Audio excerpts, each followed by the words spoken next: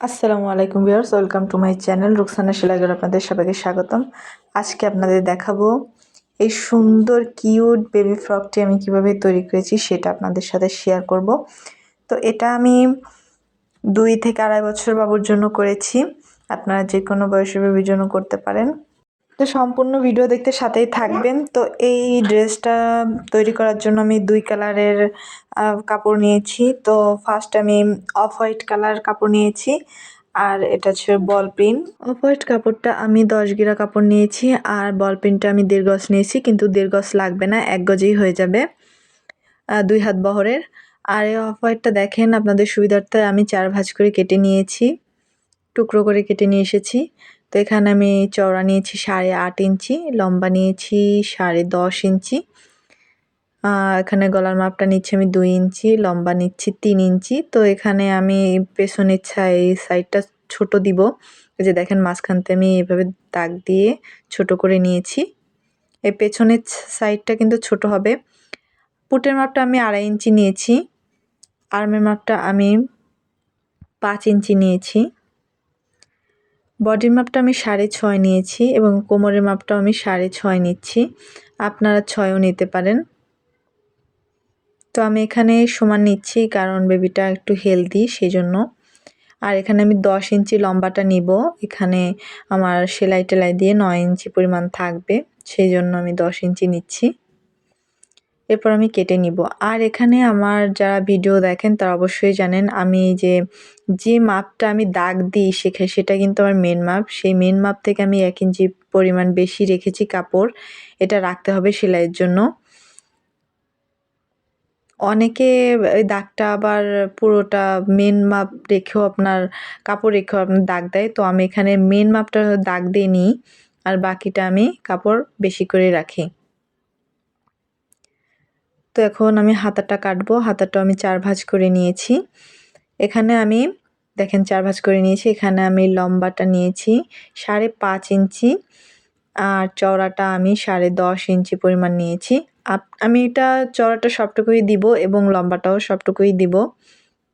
আপনার চাইলে ছোট বড় করে নিতে পারেন। আর এখানে সবটুকু রাখার কারণ আমার 2 সাইডেই কুচি হবে সেজন্য। তো এখানে আপনার বেশি কুচি দিলে আরও বেশিও রাখতে পারেন, সমস্যা নেই। নিচেরটাও দেখেন আমি 4 ভাঁজ করে নিয়েছি। বল প্রিন্টে এটা নিচের ফ্রকের যে নিচের সাইডটা। তো এটা লম্বা নিয়েছি আমি 15 ইঞ্চি, সেলাই টেলাই দিয়ে আমার 13 ইঞ্চি পরিমাণ থাকবে। আর চওড়াটা নিয়েছি, আপনার চওড়াটা আপনাদের খুশি মতো নেবেন কুচি অনুযায়ী। এখানে তাও আমি নিয়েছি 27 ইঞ্চি, এটা কিন্তু ডবল পার্ট।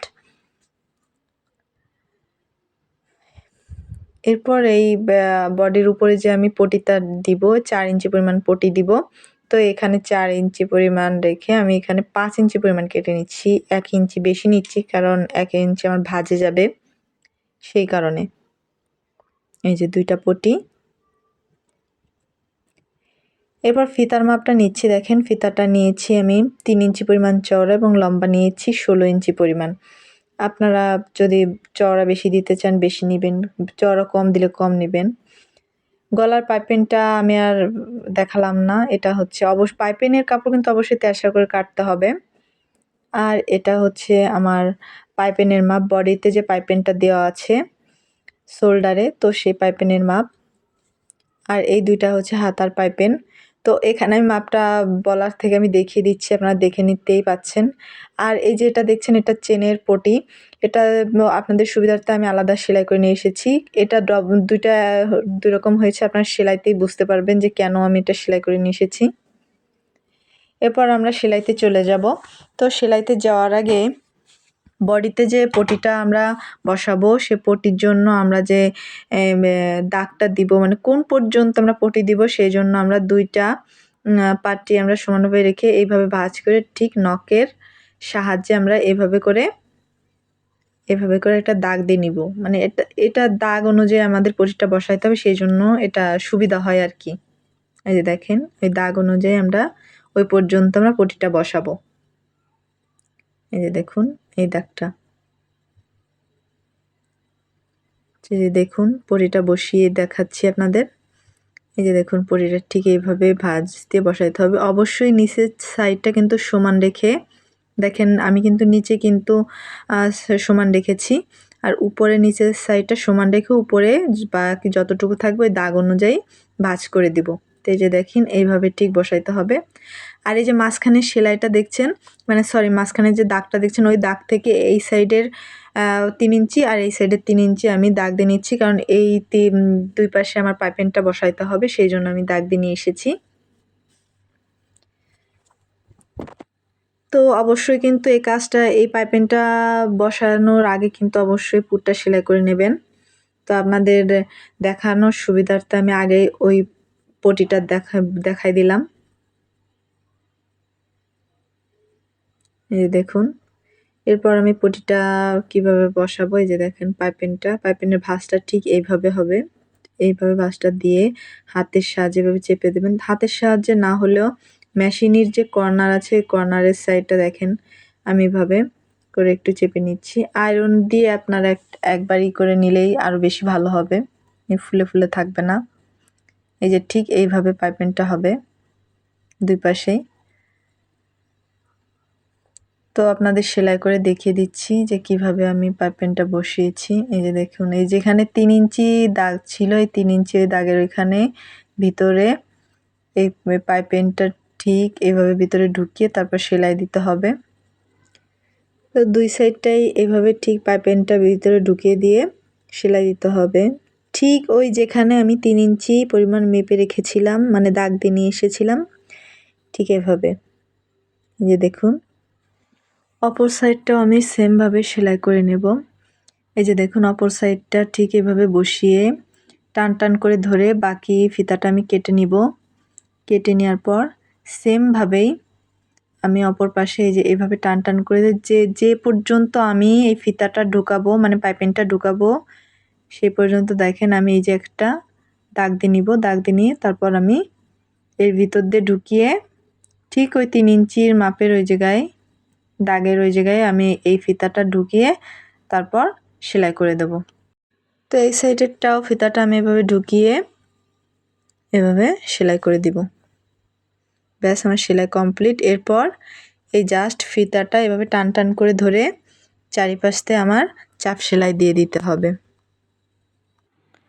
অবশ্যই ফিতাটা টান টান করে ধরে তারপর সেলাইটা দিতে হবে যাতে কুঁচকিয়ে না থাকে। এই যে দেখুন, এভাবে করে চারিপাশে আমার চাপ সেলাই দিয়ে বসিয়ে দিতে হবে। তো এই যে দেখুন, সেলাইটা কমপ্লিট। চেনটা কিভাবে সেলাই করেছি সেটা আপনাদের দেখাবো। তো এই যে পেছনের সাইডটা আমি এভাবে সমান করে ভাঁজ করে নিয়ে এই যে আমি হাতের সাহায্যে আঙ্গুল দিয়ে চেপে জাস্ট একটা দাগ দিয়ে নেব। এই যে দেখুন, দাগ দিয়ে নিয়ে এসেছি। এরপর আমি কাঁচি দিয়ে কেটে, মানে যতটুকু আপনারা চেন দিবেন ততটুকুই কাটবেন, আমি আর এর মাপটা দেখালাম না। এরপর পটিটা দেখেন, এই যে প্রিন্ট সাইড মানে বল প্রিন্ট, সেই প্রিন্ট পর্যন্ত থাকবে, আর যে অফ হোয়াইট পর্যন্ত থাকবে, মানে জোড়ার সাথে জোড়া দিব যাতে এটা বোঝা না যায়, সেই জন্যই আমি এটা জোড়া দিয়ে নিয়ে এসেছিলাম। এই যে দেখুন, প্রিন্ট যেখানে মানে প্রিন্টের সাইডটা যত পর্যন্ত আছে আমি ঠিক তত পর্যন্ত এই প্রিন্টটা রাখবো। এই যে দেখেন, পটির প্রিন্টটা ঠিক ওই পর্যন্তই আছে। তো এভাবে বসিয়ে আমি চারিপাশে সেলাই দিয়ে নিব। এই যে দেখুন, সেলাই দিয়ে নিচ্ছি। অবশ্যই কিন্তু জোড়াটা ঠিক রাখবেন যাতে বোঝা না যায়। এই যে দেখুন, ঠিক জোড়ার সাথে জোড়া মিশে গেছে। তো আমি এখানে এই যে বাড়তি একটু কাপড় রেখে এভাবে ভাঁজ করব যাতে আমার চেনটা দেখা না যায়। অনেকে পুরোটা ভাঁজ করে ফেলে যাতে চেনটা দেখা যায়। তো আমি এখানে চেনটা দেখা না যায় সেই জন্য আমি এইটুকু পরিমাণ ভাঁজ করে তারপর সেলাই দেব। তো চেন কিভাবে সেলাই করে এর পুরো ডিটেলস আমার ইউটিউব চ্যানেলে দেওয়া আছে, আপনারা সেখান থেকে দেখে নেবেন। এছাড়া আমি চ্যানেলের ডিসক্রিপশনে দিয়ে দিব, ভিডিওর ডেসক্রিপশনে দিয়ে দিব, আপনারা সেখান থেকে দেখে নিতে পারেন যে চেন কিভাবে সেলাই করে বা চেন কিভাবে ফ্রগে সেলাই করে সেটা। তো পুরো ডিটেলস সেমভাবেই আপনারা পেয়ে যাবেন। জাস্ট আমি আপনাদের এইটুকু দেখিয়েছি যে ওই জোড়ার সাথে জোড়া কিভাবে লাগাবো সেই জন্য, আপনাদের সুবিধার জন্য। তো চেন এইভাবে বসিয়ে জাস্ট চারিপাশ দিয়ে সেলাই দিয়ে নিব। তো অবশ্যই কিন্তু সুতোটাও চেঞ্জ করতে হবে, ওই মানে অফ হোয়াইটের ওইখানে অফ হোয়াইট কালারের সুতো দিতে হবে, আর নিচের সাইডে কিন্তু অবশ্যই জলপাই কালারের সুতো দিতে হবে, মানে মিলাই আর কি, যাতে বোঝা না যায়, মানে দেখতে সুন্দর লাগে। এই তো হয়ে গেছে আমার চেনটা বসানো। এরপর আমি পাইপিংটা বসাবো, গলার পাইপিংটা। তো গলার পাইপিংটা যে দেখুন 2 ভাঁজ করে নিয়ে, এই যে 2 ভাঁজ করে নিয়ে উল্টা সাইডে রেখে এই যে দেখুন এইভাবে ভাঁজ করে দিয়ে তারপর আমি জাস্ট সেলাই করে দিব। তো আশা করি দেখেই বুঝতে পারছেন। এই যে দেখেন সেলাই দিয়ে নিয়ে এসেছি। এরপর আমি চারিপাশ দিয়ে একটু ছোট ছোট করে কেটে নিব। এই কেটে নিলে হয় কি কুঁচকায় যায় না, সেই জন্য এটা করা। এরপর দেখুন এইভাবে করে আমি পাইপিংটা উপর দিয়ে ঠিক এইভাবে ভাঁজ করে দিয়ে জাস্ট আমি চাপ সেলাই দিয়ে এই যে উপর দিয়ে চাপ সেলাই দিয়ে বসিয়ে দেব। এই যে দেখুন আমার পুরো জামাটা কমপ্লিট। এরপর আমি হাতাটা কিভাবে সেলাই করেছি, এই যে উপর সাইডে কুচি এবং নিচের সাইডে কুচি দিয়ে ফিরে এসেছি। তো এইগুলো আর দেখালাম না আপনাদের, জাস্ট বোঝানোর জন্য আমি দেখাচ্ছি, সেলাইটা দেখালাম না।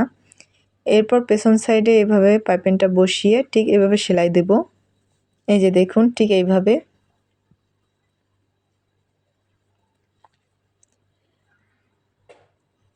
তারপর এই যে জামার উপর সিধা সাইডের উপর উল্টা সাইডে হাতা রেখে জাস্ট এভাবে বসিয়ে সেলাই দিব। এই যেভাবে বসিয়ে সেলাই দিতে হবে। এই যে দেখুন সেলাই দিয়ে নিয়ে এসেছি। এরপর আমি ফিতাটা কিভাবে সেলাই করব, অবশ্যই ফিতাটা আপনারা আমার অনেক ভিডিওতেই দেখেছেন, তারপর বলছি এই যে এই কোণার দিয়ে এই যে সেলাই দিয়ে নিয়ে এসেছি। এরপর একটা কাঠির সাহায্যে এটা উল্টাই নিব। দেখুন উল্টাই নিয়ে এসেছি।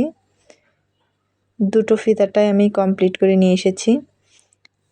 এরপর আমি নিচের যে কুচির কাপড়টা আছে ঠিক এভাবে কুচি দিয়ে নিয়ে আসবো। দেখুন কুচি দিয়ে নিয়ে আসার পর এরপর বডির সাইডটা আমি সিধাভাবে রেখে নিচের সাইডটা আমি উল্টাভাবে দিয়ে এভাবে বসিয়ে জাস্ট এভাবে সেলাই করে দিব।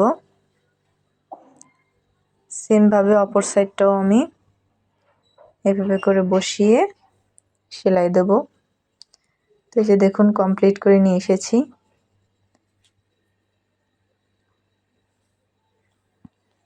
এরপর জাস্ট বডিটা ফিতাটা মাঝখানে বসিয়ে, যে ফিতাটা কিভাবে বসাচ্ছি দেখেন, এই যে ভিতর দিয়ে ফিতাটা ঠিক এইভাবে বডির উপরে, মানে বডির কাপড়ের উপরে বসিয়ে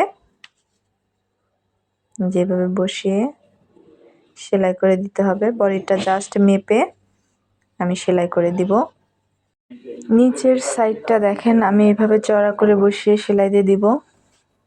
এই যে ঠিক এইভাবে দেখুন জামাটা কমপ্লিট করে নিয়ে এসেছি। ঠিক এইভাবে হয়েছে।